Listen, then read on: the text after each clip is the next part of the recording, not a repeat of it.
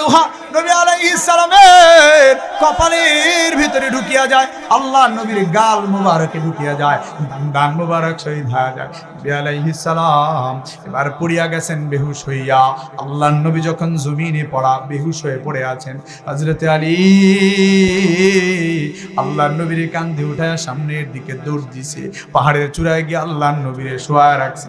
এবার যখন নবী আলাইহিস সালাতু ওয়াস সালাম হুশে ফিরে আসছেন, আল্লাহর নবী সবার প্রথম ওই সাহাবায়ে কেরামের খোঁজ নিতে লাগলেন যাদেরকে আল্লাহর নবী এক কথায় জীবন বিলানোর জন্য বলেছিলেন। নবীর মহব্বতে যারা আল্লাহর রাহে জীবন বিলাইতে চলে গেছে। আল্লাহর নবী ডাক দিয়া বলেন, কে আছো রে? দাঁড়াও, আমার সাদ ইবনুর রবির কি অবস্থা?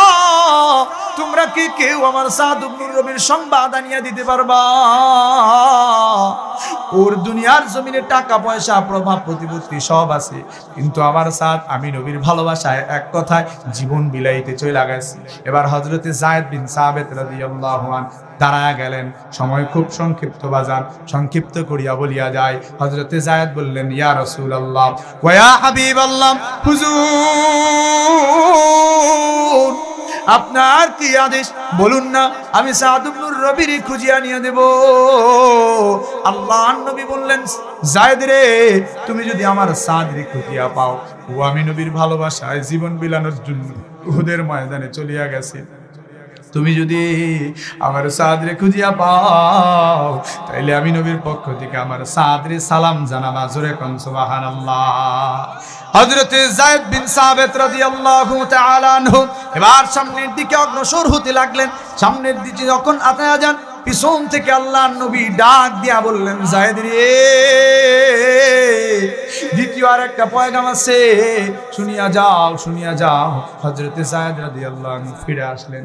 এবার আল্লাহর নবী বললেন, যায়েদ রে, যায়েদ রে, আল্লাহর নবী বললেন, যায়েদ রে, তুমি যদি আমার সাদ ইবনুর রবিরে খুঁজিয়া পাও, তাইলে আমার সাদ রে তুমি জিজ্ঞাসা করবা, ওর গায়ে মনে হয় অনেকগুলো আঘাত লাগছে, আমি নবীর ভালোবাসায় জান বিলাইতে চলে গেছি, আমার সাদের অবস্থা বুঝি বেশি ভালো না,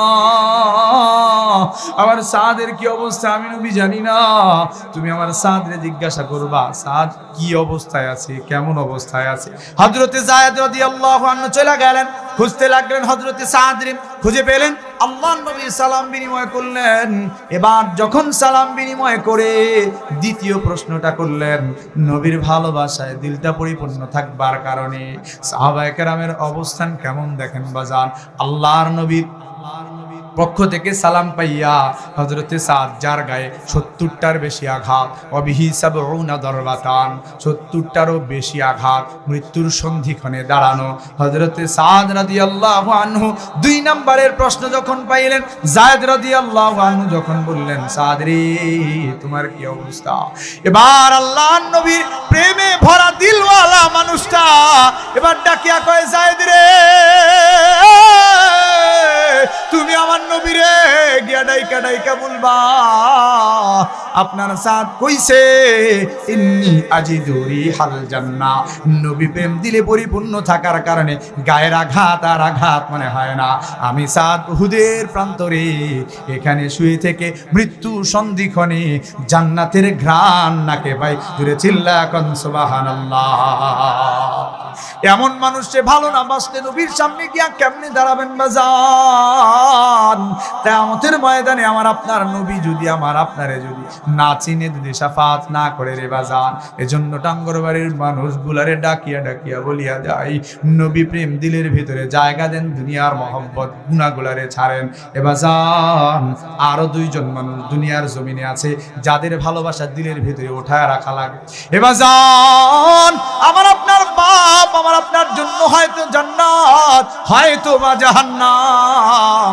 আল্লাহর নবী বলেন, তোমার বাপ তোমার মা তোমার জন্য হয়তো জান্নাত, না হয় জাহান্নাম। এবারের কথাগুলো পর্দার অন্তরালের মা বোন যারা আছেন, দিলের কান লাগায়া শুনেন। বাজানরা দিলটাকে খুলিয়া দেন, কানটাকে লাগায়া দেন। জানি না কোন বাজানটা বাপ হারাইছেন, জানি না কোন বাজানটা মা হারাইছেন। পৃথিবী এত উন্নত হয়েছে, চাঁদের খবর আনা যায়, বাড়ির পাশে বাস ঝাড়ের নিচে শুয়ে থাকা বাবা মায়ের কবরের খবর আনা যায় না। এবার যান, যার বাপ মরিয়া গেছে, মা মরিয়া গেছে, দাড়ি পাকা হয়ে গেছেন, কোনদিন বাপরে জড়ায়া ধইরা বলা হয় নাই বাবা, বাবা গো বাবা, আমি তোমার জান প্রাণ উজাড় করে ভালোবাসি বাবা, পর্দার অন্তরালের মা তোমারে বলিয়া যায়। কোনদিন মায়ের পা দুইটা জড়ায়া ধইরা বলা হয় নাই মাগো মাগো মা, তোমার পায়ের নিচে আমার জান্নাত, আমি তোমারে ভালোবাসি মা, আমি তোমারে ভালোবাসি। এবার যান, আলোচনা খুব সংক্ষিপ্ত, আলোচনা খুব সংক্ষিপ্ত। রাতের বেলায় যখন মাহফিল করে বাড়িতে যাই, আমার ছোট্ট একটা বাচ্চা আছে, রাতের বেলায় দেখি আমার বিবিটা আমার ছোট্ট বাচ্চার পেশাবের কাপড়গুলা পরিবর্তন করে, নিজে ভেজা কাপড়ে শুইয়া থাইকা সন্তানটারে শুকনা কাপড়ে জড়ায় আরাম করে ঘুম পড়ায়। আমি ওই সময় বহুবার তাকায় তাকায় এটা ভাবছি, আমার মায়ের না জানি আমার কেমন কষ্ট করে লালন পালন করে গেছে বাজান। আপনি তো জানেন না, ডাক্তারি বিদ্যায় বলা হয়, আমি যখন মায়ের পেটে ছিলাম, মায়ের পেটটা এতটাই সংকুচিত সংকীর্ণ, আমার আপনার পা দুইটা মায়ের কলিজা বরাবর ছিল। 9 ইঞ্চি হওয়ার পরে এবার আর মায়ের পেটে জায়গা নাই। এবার যখন আমার আপনার শরীরের অবস্থান বাড়ে, বড় হইতে লাগলাম, মায়ের কলিজার পা দিয়ে আঘাত করছে, মার ঘুমাইতে পারে না, দিনের বেলায় মার খাইতে পারে না। এবার জান, এই জন্য জানা নাই কোন বাপ মা হারায় ফেলছেন, কোন বাজানটা মা হারায় ফেলছেন, বাপ হারায় ফেলছেন। এখানে যারা আছেন, যাদের বাবা মা আছে, বাবা মারে কোনোদিন কষ্ট দেয় না। এবার জান, জিন্দিগি পার হয়ে যায়। 60টা বছরের জিন্দিগি যদি লয়ে আসেন, একটা বছর চলিয়া যায়, মানে আপনার জিন্দিগি 1 বছর পুরা গেল। যখন 1 বছরের জিন্দিগি পুরা গেল, আপনি আল্লাহ পাক রব্বুল আলামিনের কাছে 1 বছরের যাত্রা ধাবিত সামনের দিকে আগায়া যাইতে থাকলেন। এবার দুনিয়ার জমিনে থাকিয়া এবার যান, যখন গুনাহ হয়ে যাইতে থাকে, না জানি কোন সময় আমার আল্লাহ পাক রব্বুল আলামিন ডাক দিয়া লয়া যায়। এবার নিজেই নিজেকে পরীক্ষা করি। আল্লাহর নবী বলেন, তোমার গুনাহ যখন হয়ে যায়, গুনাহগার বান্দাটা নিজেকেই নিজে পরীক্ষা করুক না, ও আসলে আল্লাহর দরবারে মুমিন কিনা, পাক্কা খাঁটি মুমিন হিসাবে আল্লাহর দরবারে নিজেকে দাবি করতে পারবে কিনা। নবী দু জাহান সাইয়্যিদুল কাউনাইন হাবিবে কিবরিয়া ডাকিয়া ডাকিয়া বলেন, মুমিন বান্দা যখন দুনিয়ার জমিনে গুনাহ করে, বান্দাটা যদি মুমিন হয়, ইয়ারা যুনুবাহু কান্নাহু কাইদুন তাহতা জাবাল, বান্দাটা যদি মুমিন হয়, তাইলে গুনাহ করার সঙ্গে সঙ্গে পাহাড়টা মাথার উপরে থাকলে যেমন ভেঙে পড়ার ভয় থাকে, ওই ভয়ের মতো ভয় করে যে আমার গুনার জন্য আমার উপরে আল্লাহ প্রদত্ত কোনো ভয় আযাব চলে আসে কিনা। বান্দাটা এবার যখন ভয় করে, সঙ্গে সঙ্গে তওবা করিয়া লয়। আল্লাহর নবী বলেন, বান্দা যদি পাপাচার হয়, তাইলে গুনাহটাকে আর কিছু মনে করে না। আল্লাহর নবী বলেন, ইন্নাল আবদাল ফাজিরা ইয়ারা যুনুবাহু কাযুবাব, বান্দা যদি পাপাচার হয়, বান্দা যদি খাঁটি মুমিন না হয়, তাইলে বান্দা গুনাহগুলারে মাছির মতো মনে করে নাকে রাগা দিয়া উড়িয়া যায়, গুনাহগুলারে আর কিছুই মনে হয় না, কিছুই মনে হয় না। এবার যান, প্রতিনিয়ত গুনাহ হয়ে যায়, গুনাহ হয়ে যায়। এই গুনাহগুলার মধ্যে অন্যতম একটা গুনাহ আছে, যেই গুনাহটাকে আল্লাহ পাক রব্বুল আলামিন সব গুনাহ মাফ করে দিলেও আল্লাহ তাআলা ওই গুনাহটা সাল্লাল্লাহু আলাইহি ওয়া আলা আলিহি ওয়া আসহাবিহি ওয়া বারাকা ওয়া সাল্লামা তাসলিমান কাসীরান কাসীরা। أما بعد فأعوذ بالله من الشيطان الرجيم. بسم الله الرحمن الرحيم. إلا من تاب وآمن وعمل عملا صالحا فأولئك يبدل الله سيئاتهم حسنات وكان الله غفورا رحيما. وقال رسول الله حبيب الله خير الأنام سيد البشر صلى الله عليه وسلم بئس العبد عبد تخيل واختار ونسي الكبير المتعال بئس العبد عبد تجبر واعتدى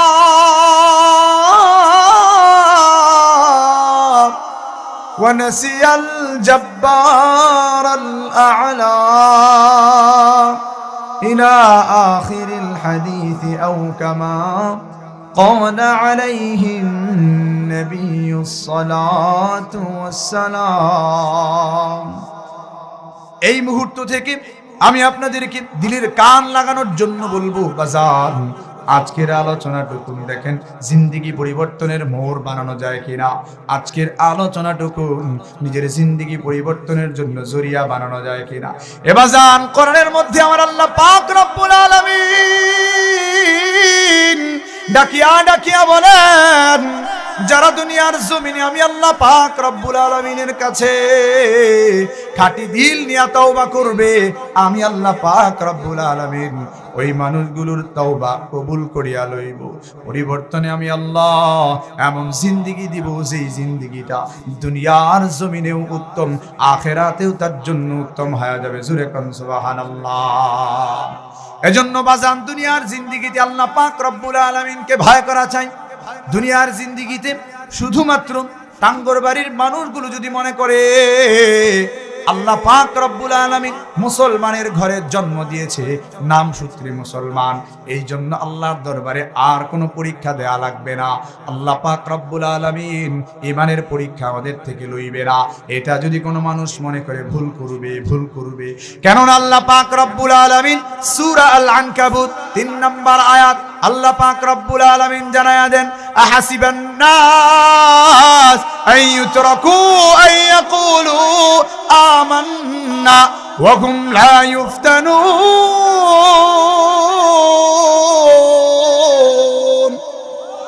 আল্লাহ পাক রব্বুল আলামিন বলেন, গোটা জমিনের মানুষগুলা কি মনে করেছে আমি আল্লাহ পাক রব্বুল আলামিন, ওরা দুনিয়ার জমিনে বসে থেকে বলবে আমরা ঈমান এনেছি, আমরা মুমিন, আমি আল্লাহ তাদের ঈমানের পরীক্ষা লইব না, আমি আল্লাহ পাক রব্বুল আলামিন তাদের ঈমানের পরীক্ষা নেব না। এটা যদি তারা ভেবে থাকে বুকার স্বর্গে বাস করছে, আমি আল্লাহ পাক রব্বুল আলামিন প্রতিনিয়ত তাদের ঈমানের পরীক্ষা লইব। শয়তান তাদের উপরে দেয়া আছে, শয়তান প্ররোচনা দেবে, আমি আল্লাহ পাক রব্বুল আলামিনের রাহে ওরা চলে কিনা, ওরা আমি আল্লাহ পাক রব্বুল আলামিনকে ভয় পায় কিনা, ওদের দিলে আমি আল্লাহর ভয় আছে কিনা, এইটা কিন্তু আমি আল্লাহর বাটখারায় পরীক্ষা করেই তাদের পরে ওদেরকে ঈমানদার ঘোষণা করব। এজন্য সম্মানিত হাজিরিন, আল্লাহ পাক রব্বুল আলামিন আমার আপনার ঈমানের পরীক্ষা লইবে। এবার মানুষের জাত শত্রু চিরশত্রু শয়তান পিছনে লাগা আছে, এই শয়তান তো প্রতিনিয়ত ধোঁকা দেয়া যায়। মানুষের দিলগুলো দুনিয়ার মায়া মহব্বত দিয়া যখন ভরিয়া গেছে, এই সময়টাতে নবীর মহব্বত আর দিলে জায়গা করতে পারে না, আল্লাহ পাক রব্বুল আলামিনের ভালোবাসার কথাগুলো আর দিলে জায়গা করতে পারে না। এবার আমার আপনার দিলে যখন দুনিয়ার মহব্বত ঢুকিয়া গেছে, বড় মনীষীগণ বলিয়া গিয়েছেন, আদ-দুনিয়া জিবাতুন ওয়া তালিবুহা কিলাব, দুনিয়া হলো ডাস্টবিনের ময়লার মতো, এটার অন্বেষণকারীরা হলো দুনিয়ার কুকুরের মতো।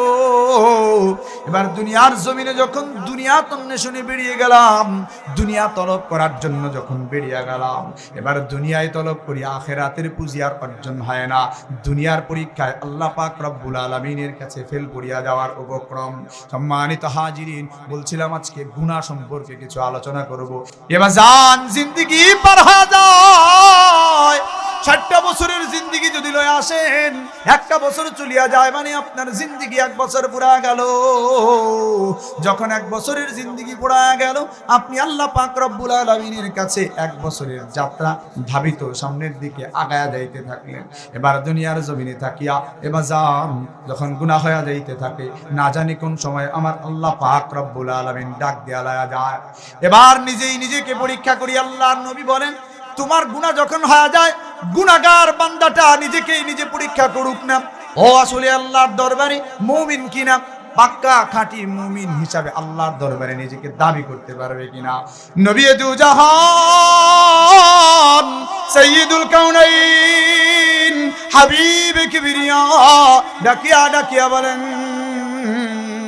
মুমিন বান্দা যখন দুনিয়ার জমিনে গুনাহ করে, বান্দাটা যদি মুমিন হয়, ইয়ারা যুনুবাহু কান্নাহু কাইদুন তাহতা জাবাল, বান্দাটা যদি মুমিন হয় তাইলে গুনাহ করার সঙ্গে সঙ্গে পাহাড়টা মাথার উপরে থাকলে যেমন ভেঙে পড়ার ভয় থাকে, ওই ভয়ের মতো ভয় করে যে আমার গুনার জন্য আমার উপরে আল্লাহ প্রদত্ত কোনো ভয় আযাব চলে আসে কিনা।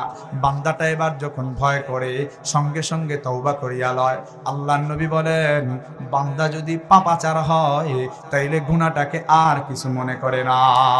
আল্লাহর নবী বলেন, ইন্নাল আবদাল ফাজিরা ইয়ারা যুনুবাহু কাযুবাব, বান্দা যদি পাপাচার হয়, বান্দা যদি খাঁটি মুমিন না হয়, তাইলে বান্দা গুনাহগুলারে মাছির মতো মনে করে নাকের আগা দিয়া উড়িয়া যায়, গুনাহগুলারে আর কিছুই মনে হয় না, কিছুই মনে হয় না। এবার যান প্রতিনিয়ত গুনাহ হয়ে যায়, গুনাহ হয়ে যায়। এই গুনাহগুলার মধ্যে অন্যতম একটা গুনাহ আছে, যেই গুনাহটাকে আল্লাহ পাক রব্বুল আলামিন সব গুনাহ মাফ করে দিলেও আল্লাহ তাআলা ওই গুনাহটা ক্ষমা করবেন না। ওয়ালা রাসূলুল্লাহ সাল্লাল্লাহু আলাইহি ওয়াসাল্লাম। এবার যান আজকের এইখানে বসিয়া দেখেন তো নিজের জিন্দেগির সাথে মিলানো যায় কিনা, ওই গুনাহগুলো আমাদের মধ্যে আছে কিনা। কবরটা বড় ভয়ঙ্কর রে বাজান, আজকের এই আলোচনাটুকু নিজের জিন্দেগির পরিবর্তনের মোড় বানানো যায় কিনা। নবী দু জাহান সাইয়্যিদুল কাউনাইন হাবিবে কিবরিয়া ডাকিয়া ডাকিয়া বললেন, কুল্লু উম্মতি মুআফা,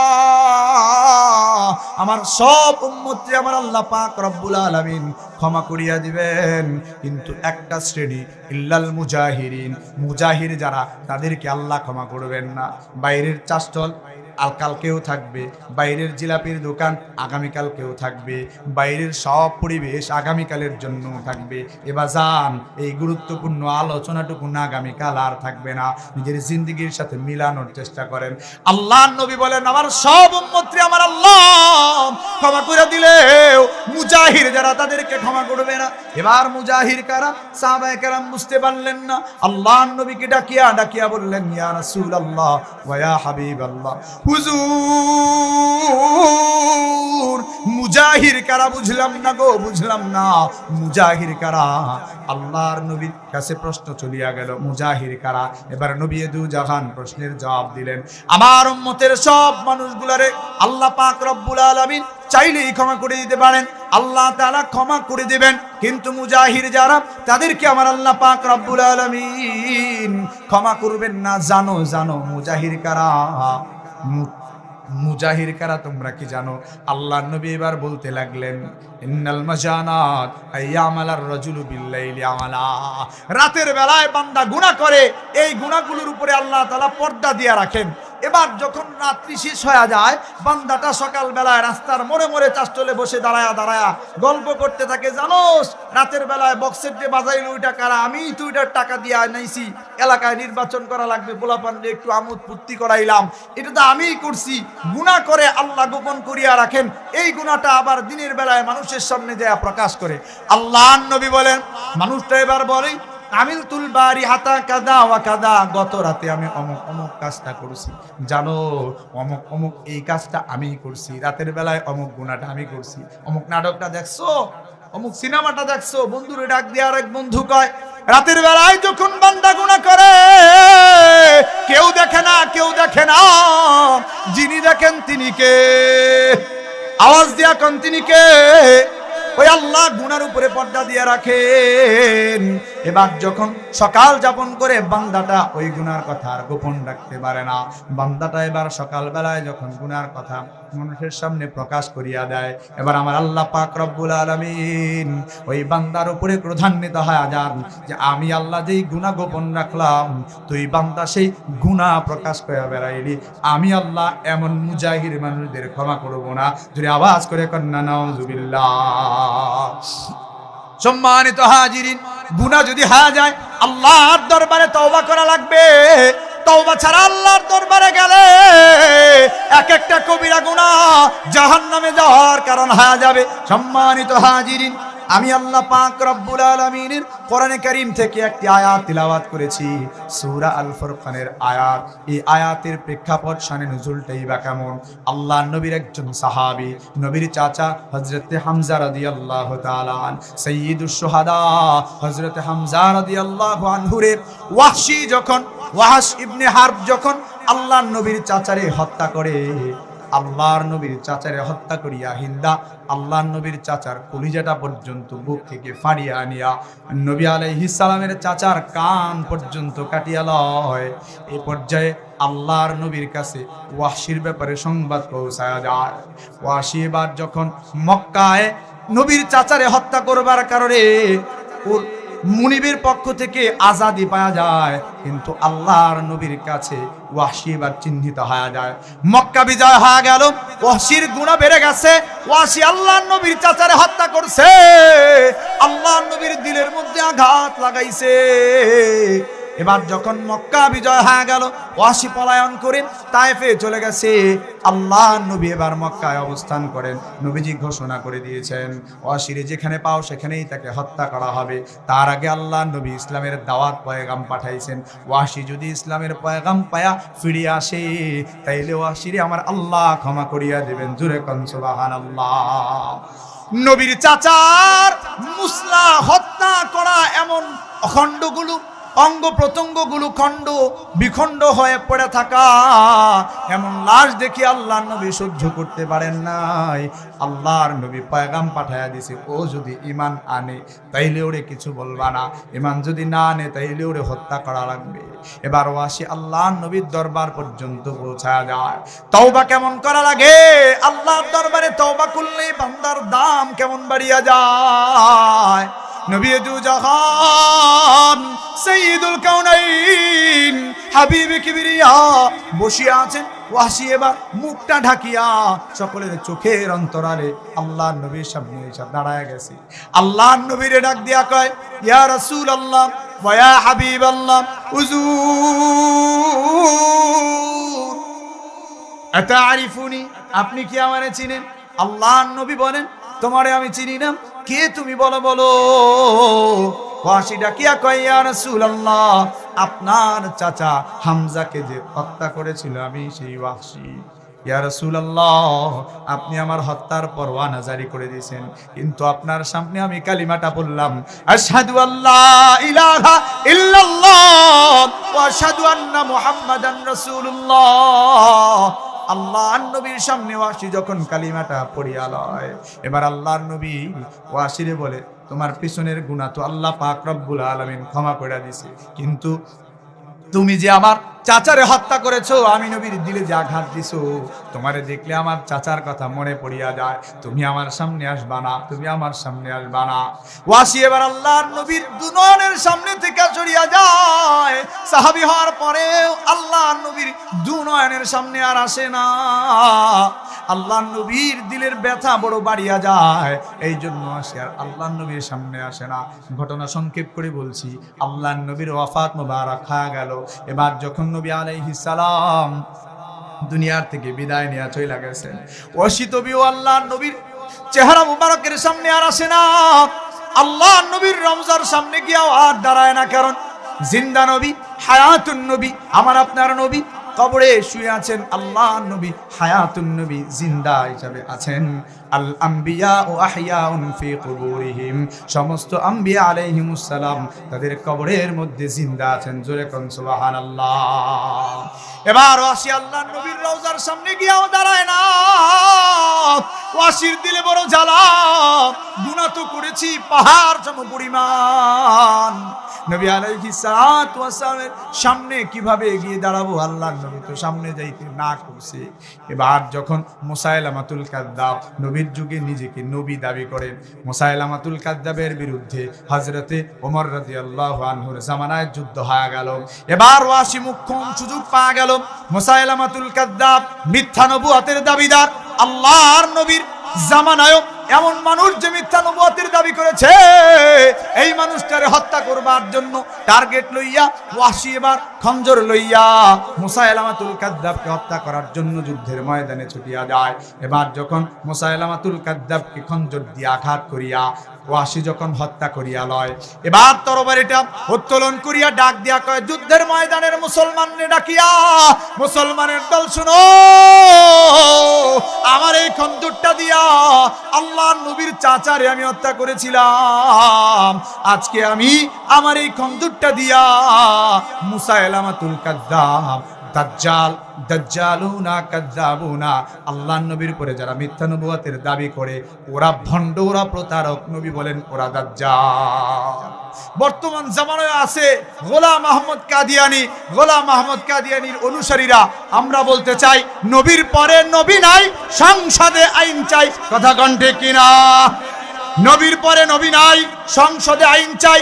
যারা আমার নবীর পরে, যারা নিজেদেরকে নবী দাবি করে আর ওই নবীর অনুসরণ যারা করে, আমরা বলতে চাই এমন মানুষ দুনিয়ার জমিনে কাফের, সংসদে আইন পাস করে ওদেরকে কাফের বানাইতে হবে। চিল্লা কোন কথা বলেন ঠিক কিনা? সম্মানিত হাজিরিন, বলছিলাম এবার মুসাইলামাতুল কাযযাবকে হত্যা করিয়া ওয়াহশী এবার দাঁড়ায় যায়।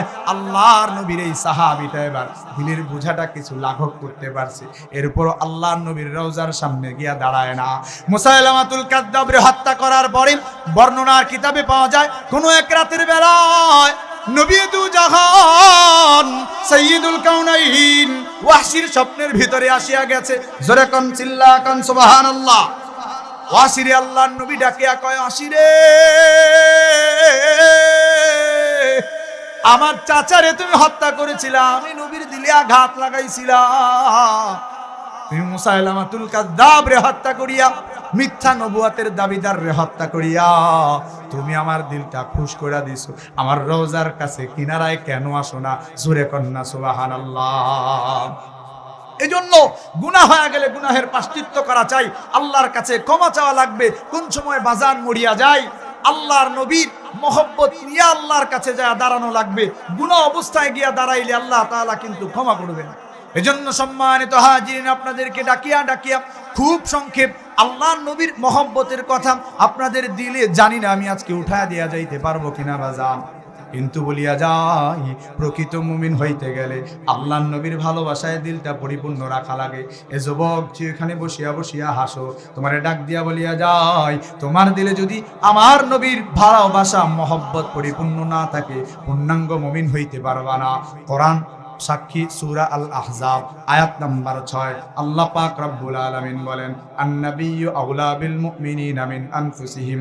তোমার আমার নবী, আমার আপনার দিলে কেমন জায়গা দেয়া লাগবে, নবীরে কেমন ভালোবাসা লাগবে? আল্লাহ বলেন, তোমার জানের চাইতেও বেশি তোমার নবীরে ভালোবাসা লাগবে। মালের কথা বলেন নাই, সন্তানের কথা বলেন নাই, নিজের জানের কথা বলেছেন। কেন জানেন? কেন জানেন? প্রবাদ আছে, চাচা আপন জান বাঁচা। গত 3টা সপ্তাহ আগে যখন ভূমিকম্প হয়ে গেল, আমরা দেখেছি ঢাকার কোনো একটা সুপার শপিং মলে বাপ তার সন্তানকে লইয়া যখন শপিং করতে গেছে, ভূমিকম্পের আঘাতে শুক্রবারের সকালবেলা 10:30 পুরো বাংলাদেশ কাঁপিয়া উঠলো। বাপ এবার নিজের জানটাকে বাঁচাবার জন্য নিজের জানের মায়ায় পড়িয়া সন্তানকে শপিং মলের ভিতরে রাখিয়া বাপ বাইরে একটা দৌড় দিছে। জাতীয় পত্রিকাগুলাতে নিউজ হয়েছে, পত্র পত্রিকায় দেখানো হয়েছে। যদি আওয়াজ করে কোন কথা ঠিক কিনা? এবার বাপ নিজের সন্তানকে ভুলিয়া যায়। ভূমিকম্পের সামনে বাপ তার সন্তানকে মনে রাখতে পারে না। প্রমাণ হয়ে গেল নিজের জান আগে বাঁচানো লাগবে। এই জন্য বাপ কলিজার টুকরা সন্তানকে রাখিয়া সামনের দিকে দৌড় দেয়, পালায়। এজন্য বাজান আপনাদের বলিয়া যায়, নিজের জানটা নিজের কাছে যেমন প্রিয়, আল্লাহ পাক রব্বুল আলামিন বলেন, তোমার জানের চাইতেও তোমার নবী তোমার কাছে প্রিয় হওয়া লাগবে। নবীরে কেমন ভালোবাসা লাগে। সম্মানিত হাজিরিন, সংক্ষেপ করে বলিয়া যায়, আল ইসাবা ফি তাময়িজিস সাহাবা, এই কিতাবের মধ্যে আল্লামা ইবনে হাজার আসকালানী রাহিমাহুল্লাহ, আল্লামা সাফিউল্লাহ মুবারকপুরী রাহিমাহুল্লাহ ওনার বিখ্যাত সিরাত গ্রন্থ আর রাহিকুল মাখতুমের মধ্যে লিখিয়া দেন, নবী প্রেমের দৃষ্টান্ত সাহাবায়ে কেরাম কেমন উপস্থাপন করেছেন। আল্লাহর নবীর একজন বিখ্যাত সাহাবী, আনসারী সাহাবী, নাম তার সাদ ইবনুর রবি রাদিয়াল্লাহু তাআলা আনহু। আল্লাহর নবীর এই সাহাবীর ধন সম্পদ ছিল, টাকা পয়সা, প্রভাব প্রতিপত্তি কোনো দিক দিয়ে কম ছিল না। উহুদের প্রান্তরে আল্লাহর নবী যাবেন, সাহাবায়ে কেরামের সংখ্যা অনেক কম। আল্লাহর নবী ডাক দিয়া কইছে, সাদ রে, উহুদের প্রান্তরে মক্কার কাফেরেরা চলে আসছে, ওরা সংখ্যায় অনেক বেশি। সাদ, তোমার তো অনেক টাকা পয়সা আছে, তোমার তো ধন দৌলত আছে, তোমার প্রভাব প্রতিপত্তি আছে, আমি নবীর ভালোবাসা কি তোমার দিলে পরিপূর্ণ আসেনি? পরীক্ষা দেয়া লাগবে। সাদ রে, আমি নবীর এক কথায় তুমি তোমার জানটা কি বিলায়া দিতে পারবা? হযরতে সাদ রাদিয়াল্লাহু আনহু লাব্বাইকা ওয়া সাদাইকা ইয়া রাসূলুল্লাহ বলিয়া উহুদের প্রান্তরে চলে গেলেন। ঘটনা আপনারা জানেন, আল্লাহর নবীর হেলমেটের একটা লোহা নবী আলাইহিস সালামের কপালের ভিতরে ঢুকিয়া যায়, আল্লাহর নবীর গাল মুবারকে ঢুকিয়া যায়, দান মুবারক শহীদ হয়ে যায়। নবী আলাইহিস সালাম এবার পড়িয়া গেছেন বেহুশ হইয়া। আল্লাহর নবী যখন জমিনে পড়া বেহুশ হয়ে পড়ে আছেন, হযরতে আলী আল্লাহর নবীর কাঁধে উঠায়া সামনের দিকে দৌড় দিছে, পাহাড়ের চূড়ায় গিয়ে আল্লাহর নবীরে শোয়া রাখছে। এবার যখন নবী আলাইহিস সালাতু ওয়াস সালাম হুশে ফিরে আসছেন, আল্লাহর নবী সবার প্রথম ওই সাহাবায়ে কেরামের খোঁজ নিতে লাগলেন, যাদেরকে আল্লাহর নবী এক কথায় জীবন বিলানোর জন্য বলেছিলেন। নবীর মহব্বতে যারা আল্লাহর রাহে জীবন বিলাইতে চলে গেছে। আল্লাহর নবী ডাক দিয়া বলেন, কে আছো রে? দাঁড়াও, আমার সাদ ইবনুর রবির কি অবস্থা? তোমরা কি কেউ আমার সাদ ইবনুর রবির সংবাদ আনিয়া দিতে পারবা? ওর দুনিয়ার জমিনে টাকা পয়সা, প্রভাব প্রতিপত্তি সব আছে, কিন্তু আমার সাদ আমি নবীর ভালোবাসায় এক কথায় জীবন বিলাইতে চলে গেছে। এবার হযরতে যায়েদ বিন সাবিত রাদিয়াল্লাহু আনহু দাঁড়ায়া গেলেন। সময় খুব সংক্ষিপ্ত বাজান, সংক্ষিপ্ত করিয়া বলিয়া যায়। হযরতে যায়েদ বললেন, ইয়া রাসূলুল্লাহ ওয়া ইয়া হাবিবাল্লাহ, হুজুর আপনার কি আদেশ বলুন না, আমি সাদ ইবনুর রবির খুঁজিয়া নিয়ে দেব। আল্লাহর নবী বললেন, যায়েদ রে, তুমি যদি আমার সাদ রে খুঁজিয়া পাও, ও আমি নবীর ভালোবাসায় জীবন বিলানোর জন্য উহুদের ময়দানে চলিয়া গেছে। তুমি যদি আমার সাদ রে খুঁজিয়া পাও, তাইলে আমি নবীর পক্ষ থেকে আমার সাদ রে সালাম জানাবা। জোরে কোন সুবহানাল্লাহ। হযরতে যায়েদ বিন সাবিত রাদিয়াল্লাহু তাআলা আনহু এবার সামনের দিকে অগ্রসর হতে লাগলেন। সামনের দিকে যখন আতায়া যান, পিছন থেকে আল্লাহর নবী ডাক দিয়া বললেন, যায়েদ রে, দ্বিতীয় আর একটা পয়গাম আছে, শুনিয়া যাও, শুনিয়া যাও। হযরতে যায়েদ রাদিয়াল্লাহু আনহু ফিরে আসলেন। এবার আল্লাহর নবী বললেন, যায়েদ রে, হয় যায়েদ রে, আল্লাহর নবী বললেন, যায়েদ রে, তুমি যদি আমার সাদ ইবনুর রবিরে খুঁজিয়া পাও, তাইলে আমার সাদ রে তুমি জিজ্ঞাসা করবা, ওর গায়ে মনে হয় অনেকগুলো আঘাত লাগছে, আমি নবীর ভালোবাসায় জান বিলাইতে চলে গেছি, আমার সাদের অবস্থা বুঝি বেশি ভালো না, আমার সাদের কি অবস্থা আমি নবী জানি না, তুমি আমার সাদরে জিজ্ঞাসা করবা সাদ কি অবস্থায় আছে, কেমন অবস্থায় আছে। হযরতে যায়েদ রাদিয়াল্লাহু আনহু চলে গেলেন, খুঁজতে লাগলেন হযরতে সাদরে, খুঁজে পেলেন। আল্লাহর নবী সালাম বিনিময় করলেন। এবার যখন সালাম বিনিময় করে দ্বিতীয় প্রশ্নটা করলেন, নবীর ভালোবাসায় দিলটা পরিপূর্ণ থাকবার কারণে সাহাবায়ে কেরামের অবস্থান কেমন দেখেন বাজান।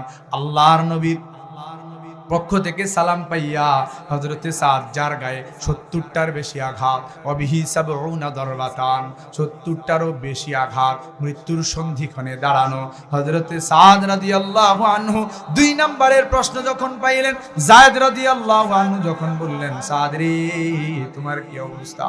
এবার আল্লাহর নবীর প্রেমে ভরা দিলওয়ালা মানুষটা এবার ডাকিয়া কয়, যায়েদ রে,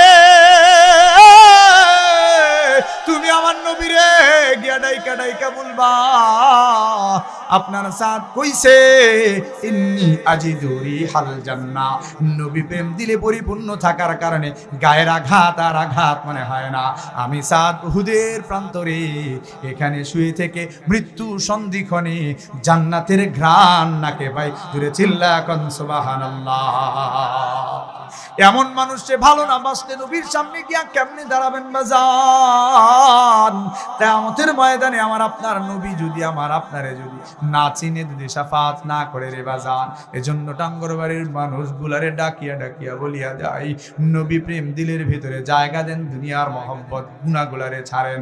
এ বাজান, আরো দুইজন মানুষ দুনিয়ার জমিনে আছে যাদের ভালোবাসা দিলের ভিতরে উঠায় রাখা লাগে। এ বাজান, আমার আপনার বাপ আমার আপনার জন্য হয়তো জান্নাত, হয়তো বা জাহান্নাম। আল্লাহর নবী বলেন, তোমার বাপ তোমার মা তোমার জন্য হয়তো জান্নাত, না হয় জাহান্নাম। এবারের কথাগুলো পর্দার অন্তরালের মা বোন যারা আছেন, দিলের কান লাগায়া শুনেন।